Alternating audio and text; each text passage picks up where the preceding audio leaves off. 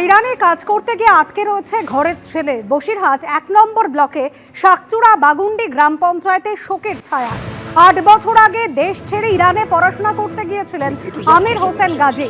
সঙ্গে স্ত্রী উষা পারভিন, 2 পুত্র এবং 1 কন্যা সন্তান। পড়াশোনার পর শিক্ষকতার সঙ্গে যুক্ত গাজী পরিবার।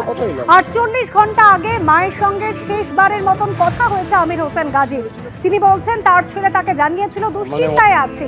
তারপর থেকে ইন্টারনেটও বন্ধ, যোগাযোগ হচ্ছে না ছেলের সঙ্গে। ফলে দুশ্চিন্তায় পরিবার।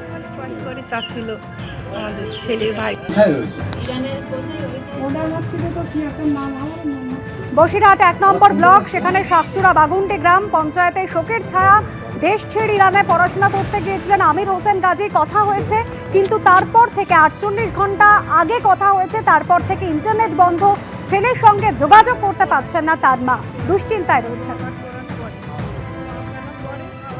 যেভাবে উত্তর পশ্চিম এশিয়া উত্তপ্ত, মধ্যপ্রাচ্যে সংঘর্ষ, তার সরাসরি প্রভাব কিন্তু পড়ল ভারতীয় শেয়ার বাজারে। ১০০০ পয়েন্টের বেশি পড়ল সেন্সেক্স, আর ৩৩৪ পয়েন্টের বেশি নেমেছে নিফটিও।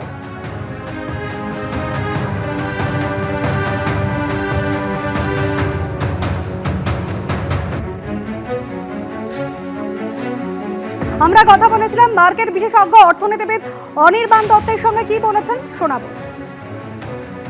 বাইরে থেকে ইনভেস্টমেন্ট করেন ভারতবর্ষের বাজারে, তারা শেয়ারটাকে বিক্রি করার চেষ্টা করেন। তারা কোনো রিস্কে যেতে চান না, তারা সঙ্গে সঙ্গে বিক্রি করে দেন। তো সেই জন্য বিক্রি বাড়ছে এবং তার জন্য একটা দামে পতন হচ্ছে। কিন্তু ভারতবর্ষের সাধারণ লগ্নিকারীদের বলছি, প্যানিক হওয়ার কিছু নেই। কিন্তু আগামী দিনে ভারতবর্ষের বাজারটা আমার মনে হয় একটুখানি সামঞ্জস্য আসবে।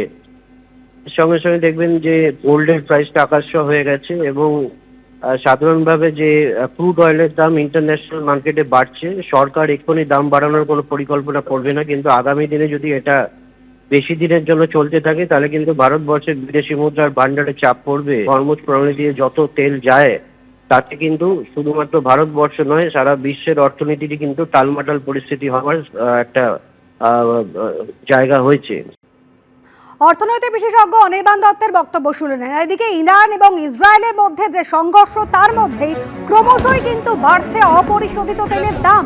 আন্তর্জাতিক বাজারে অপরিশোধিত তেলের ব্যারেল প্রতি দাম হলো $82, আর এর আগে আন্তর্জাতিক বাজারে তেলের দাম ছিল ব্যারেল পিছু $70। পশ্চিম এশিয়ার সংঘর্ষের আঁচে তেলের দাম লাফিয়ে লাফিয়ে বাড়ছে। যে তেলের দাম বেড়েছে 13% বেশি।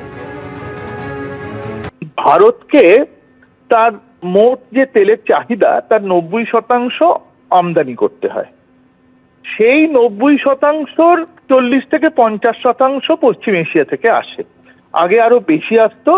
আমরা আস্তে আস্তে রাশিয়ান তেল কিনতে শুরু করেছি বলে এখন একটু কম আসছে, কিন্তু 40 থেকে 50% তো কম নয়। অতএব ওখানে একটা গন্ডগোল বাঁধলে ভারতকে অবশ্যই তার ফল ভোগ করতে হবে সরাসরি। কিন্তু তার থেকেও বড় কথা, যদি ভারত তার চাহিদা রাশিয়া থেকে মেটাবার চেষ্টা করে আরো বেশি করে, তাতেও খুব সুবিধা হবে না। এই কারণে যে পৃথিবীর বাজারে তেলের দামটা বাড়বে, কারণ পশ্চিম এশিয়া থেকে পৃথিবীর বাজারের একটা বড় অংশ তেল যোগান হয়। তো তার ফলে সারা পৃথিবীতে তেলের দাম বাড়লে রাশিয়ান তেলের দামও বাড়বে। অতএব আমাদের এই মুহূর্তে বাঁচার কোনো উপায় নেই। এবিপি আনন্দ, এগিয়ে থাকে, এগিয়ে রাখে।